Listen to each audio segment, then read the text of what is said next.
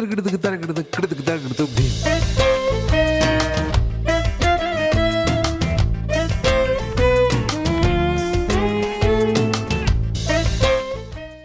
and welcome to the History of Bangalore, Season 1, The Early History.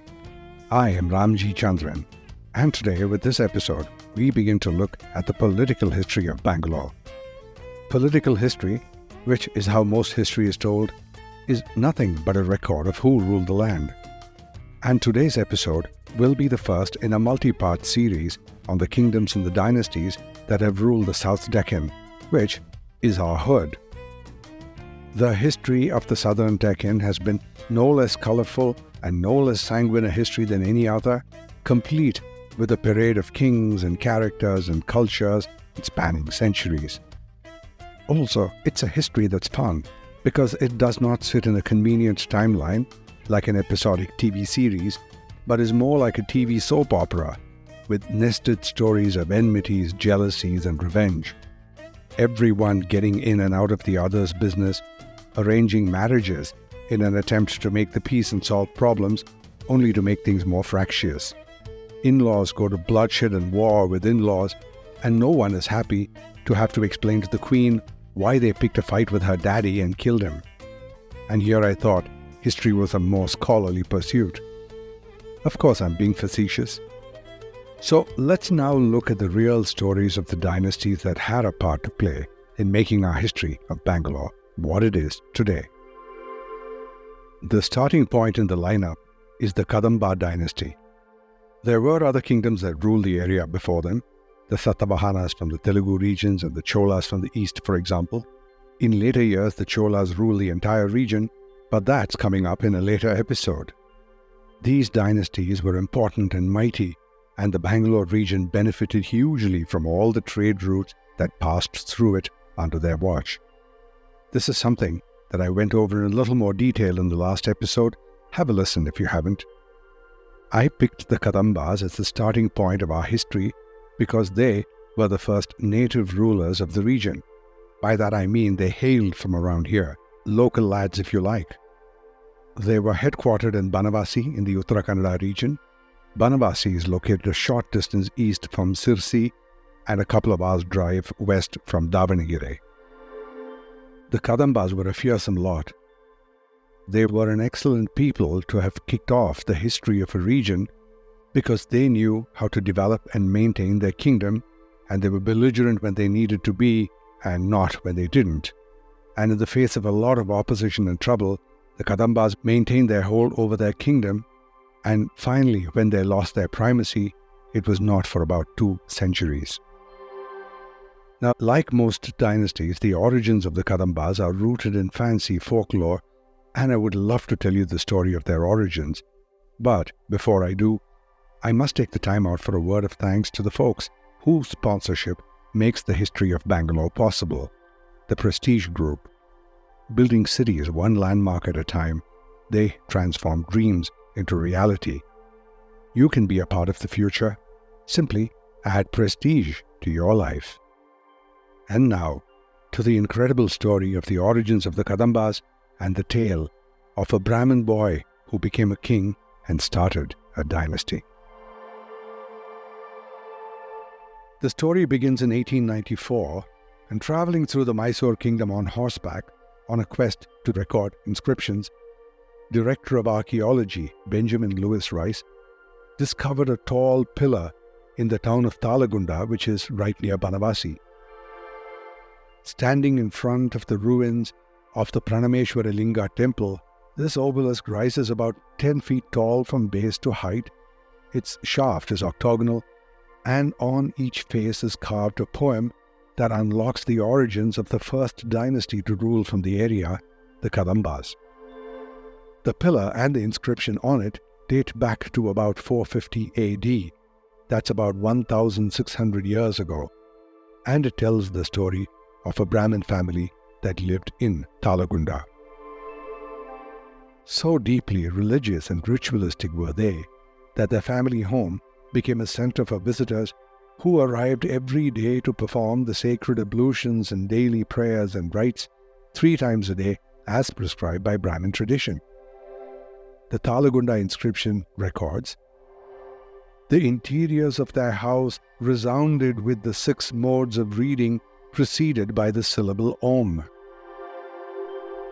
Outside, blossoming in the middle of their garden, was a Kadamba or burrflower tree. The family tended to this tree, and from tending to it, they acquired its name, and that became the identifier of their Brahmin clan. Now, according to historian Suryanath Kamath, naming families or clans after certain trees is not uncommon in South India. It's a custom prevalent in the South Kannada district even today. Unto this family was born a son, Mayurashman. It is said that he was born right there, right under that Kadamba tree. Now, Mayura grew up to be a boy who remained faithful to the precepts of Brahmin tradition. He was also very learned and had developed a remarkable grasp of the Vedas and the Vedangas. For those who might not know the difference between the two, the Vedas are the core texts, and the Vedangas are the tools required to read the Vedas. The 6 methods, which the inscription calls 6 modes of reading, are phonetics, grammar, etymology, meter, and ritual and astronomy. All students of the Vedas must have a complete grasp of this. But Mayurashman not only had a grasp of this, but was thirsty for more and more knowledge and wanted a deeper study of the sacred text. Because he couldn't have found that in Talagunda, he decided to go to Kanchipuram, the Pallava capital and a seat of learning. In that time, around 340 AD, the Pallavas ruled large parts of the region, including Mayura's town Talagunda. So one day Mayura travelled with his grandfather Veerasharman. The two reached Kanchipuram and the boy enrolled in the university. It is written that Mayura was a quick study and became very skilled in matters of interpretation and debate. But one day, in the midst of everything scholarly and devout, something went wrong. Mayura found himself in the terrible situation of being in a heated argument with the Pallava horsemen guards. Now that was not a great thing, because horses were the domain of the privileged, and the horsemen would have enjoyed a status similar to that of the knights of the realm of the Western world, and they would have the skills and experience of warriors. Yet, things must have become physical between the two. And this is highly unusual, not to mention irregular, since really nobody got into fisticuffs with Brahmins. Whatever happened, the fight did not go well for the studious lad. But rather than bemoan his lot or pull caste privilege, Mayura became enraged, but largely with himself. The records say that he fell into an introspection and in his anguish thought to himself, "Alas, that in this Kali Yuga the Brahmins should be so much feebler than the Kshatriyas, for if to one who has duly served his preceptor's family and earnestly studied his branch of the Veda, the perfection and holiness depends on a king, what can there be more painful than this?" From this deep anguish came a life decision that would change history. Mayurashman vowed that he would become a Kshatriya.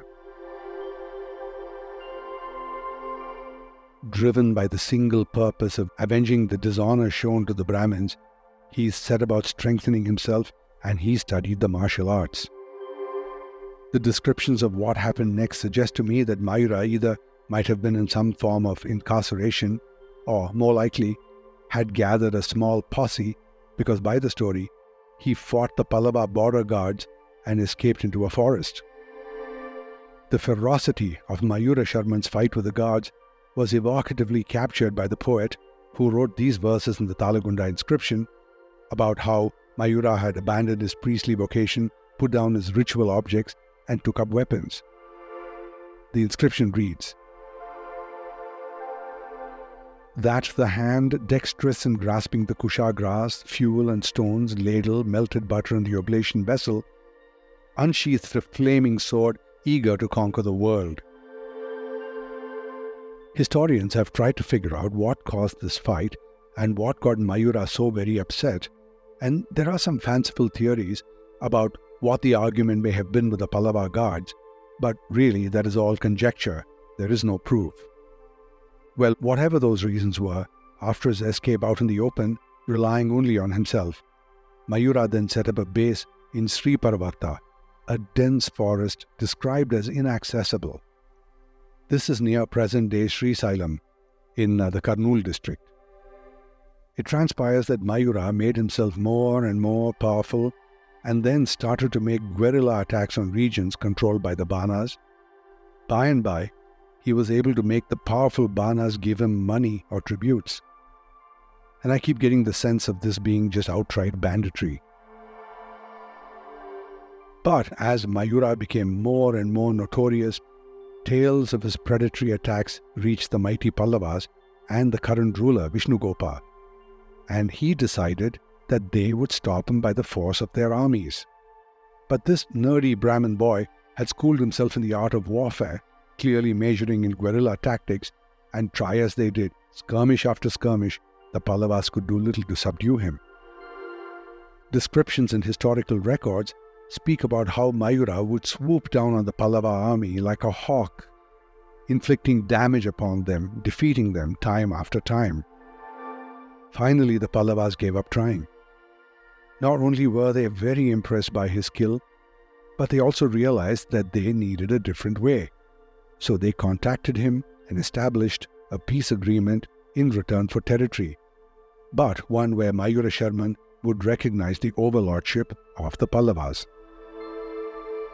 Some historians say that he became an employee of the Pallavas and was given the rank and title of Dandanayaka or general.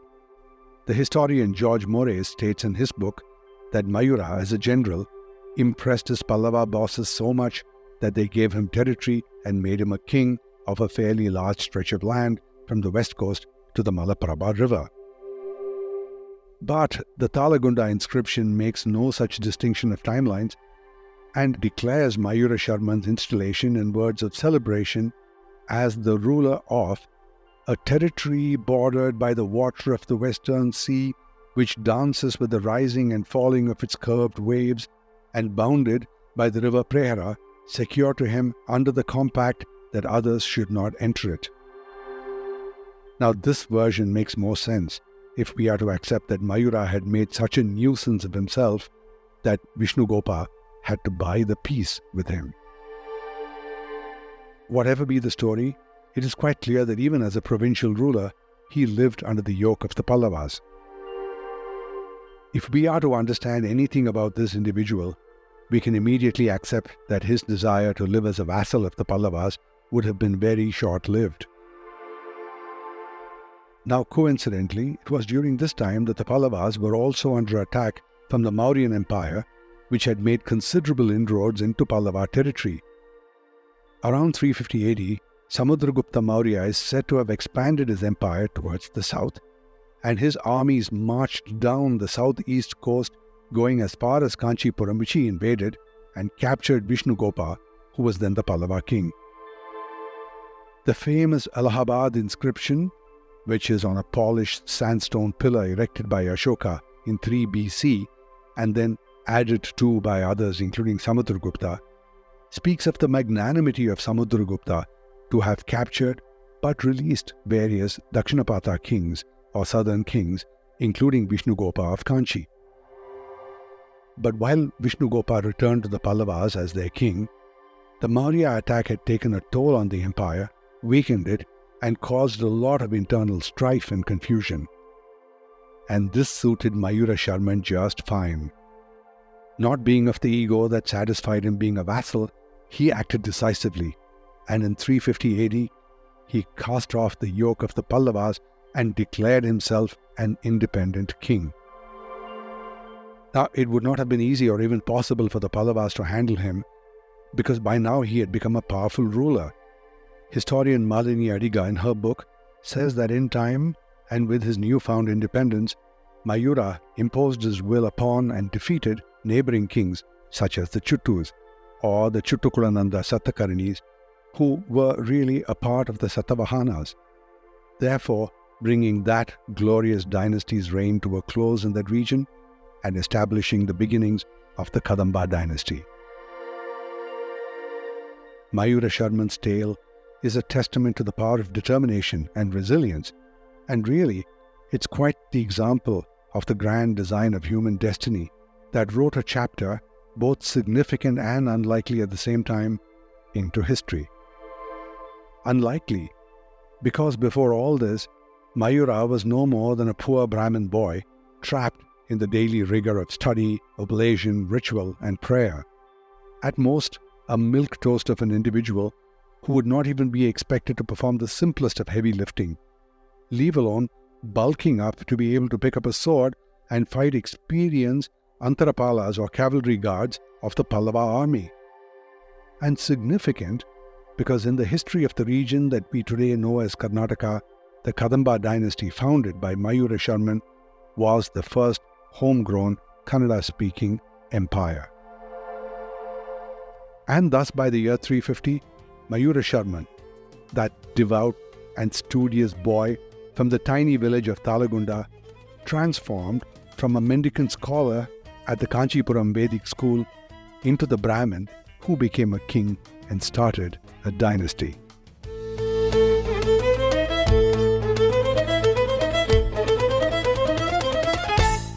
When I come back, the fun look at the Talagunda inscription and the succession of the Kadambas. Right after this. Prestige Group brings to you its latest launch, Prestige Somerville, lake-facing 3 and 4 bed apartments on Marathahalli, Whitefield Road. For more details, call 85489 85489. Project is RERA approved. Hello, I'm back, and let's first take a look at that magnificent Talagunda inscription. Although B.L. Rice's translation in the 1902 Epigraphia was in prose, pretty decent prose if you ask me, I've read it, the inscription itself was originally written as poetry. As Rice himself states proudly, this inscription has caught the attention of Western scholars and has become the subject of much study right to this day. The Talagunda inscription poem was composed by Kubja. It comprises 34 verses, all of them crafted strictly in accordance with the rules of Sanskrit poetry, and each verse is structured into 4 distinct parts. However, what makes this poem interesting is the use of different meters, including the Pushpitagra, the Indravajra, the Vasanta Tilaka, the Prachita, and others, and I'll explain all these fascinating things in a moment. But what the epigraphists and the linguists find most interesting is that the first 24 verses of the inscription represent the earliest documented use of the Matra Samaka meter. And apparently this demonstrates a remarkable depth of understanding of classical Sanskrit and Vedic literature and of prosody, which means elements such as meter, rhyme, rhythm, and intonation. As a jazz musician myself, I found the math of these meters fascinating, so I studied examples of them, and I now bring you the short version. I thought you might find it interesting too. First, in the Sanskrit tradition, these meters have descriptive names, and the meters themselves are a pattern of stressed and unstressed syllables in a line of verse. Reciting them in that way lends itself to the poet's intended interpretation. Now here's the meaning of each of them that I mentioned a minute ago. Pushpitagra means blooming tips, and it's characterized by a pattern of 19 syllables divided into 4 parts, broken down like this: 4, 4, 6, and 5 syllables. The second one, Indravajra, translates to Indra's thunderbolt, consisting of 22 syllables divided into 4 parts, broken down like this: 6, 4, 6, and 6. Apparently, this meter evokes imageries associated with thunder and strength. Vasanta Tilaka means spring ornament, and it has 22 syllables in 4 parts, 7, 5, 5, and 5, and despite its odd number cadence, it's supposed to be a lovely springtime cadence. Prachita, meaning widely known or very familiar, has 19 syllables, and it's divided into 4 parts, which is like the Pushpitagra, but the last 2 are flipped round. So that goes 4, 4, 5, and 6 syllables. Finally, the Matra Samaka meter is based more on the number of matras or time units rather than syllables, and that consists of 32 matras divided into 4 parts, each containing an even 8. Now, musicians from no matter where in the world they are would understand this as one of the most basic forms of rhythm. Now about the language. While the language used on the inscription is an excellent and a very high form of classical Panini Sanskrit, the script that the poet used to write it is Kannada.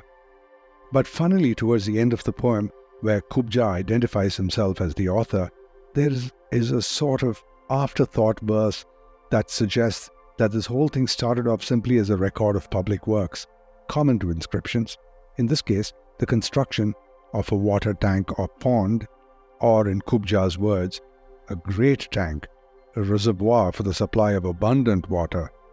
Now, maybe it started as a common public works record, but the poet, Kubja, took it upon himself to fashion an entire pillar with 8 sides and upon it record the history of Mayurashman.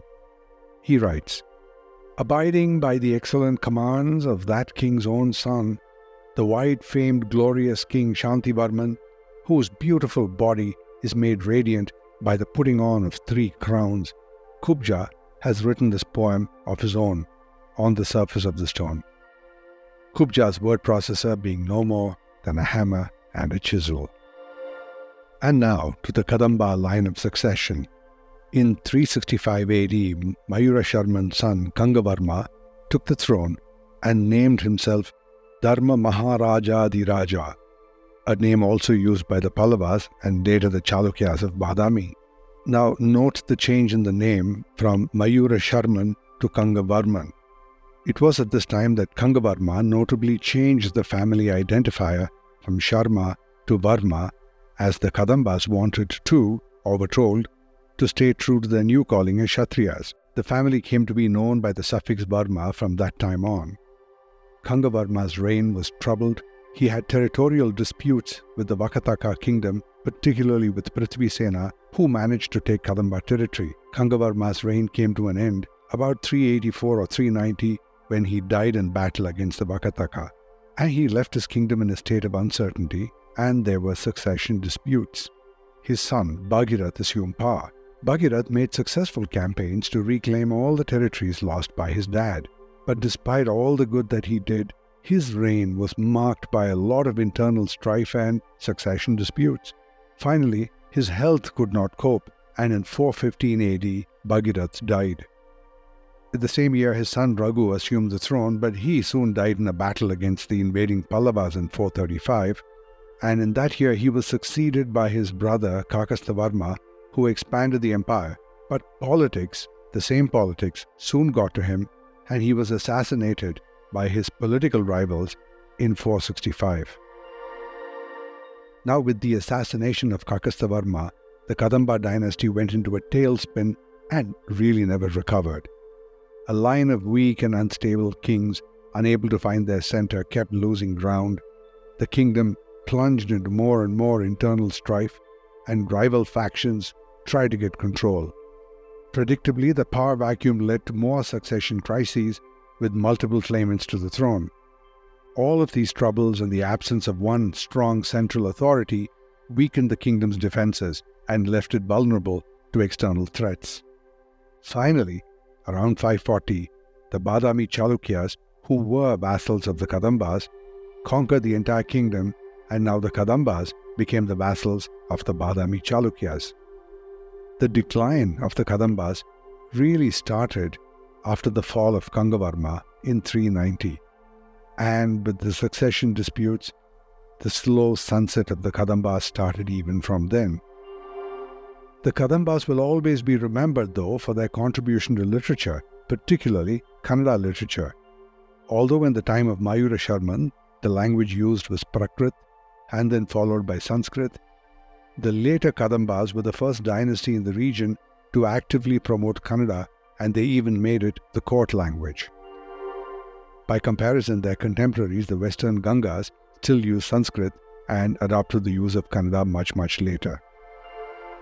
The standing of the Kadambas was recognized even by their rivals, the Chalukyas, and eloquently expressed in that Aihole inscription that I spoke of before, and that inscription spoke highly of the town of Banavasi, resembling the city of gods and a girdle of swans playing on the high waves of the river Varada. In the subsequent years, the Kadamba kingdom fragmented even further, with various cadet branches of the dynasty splitting up and starting to rule over smaller and smaller territories in different parts of the Deccan, including Goa.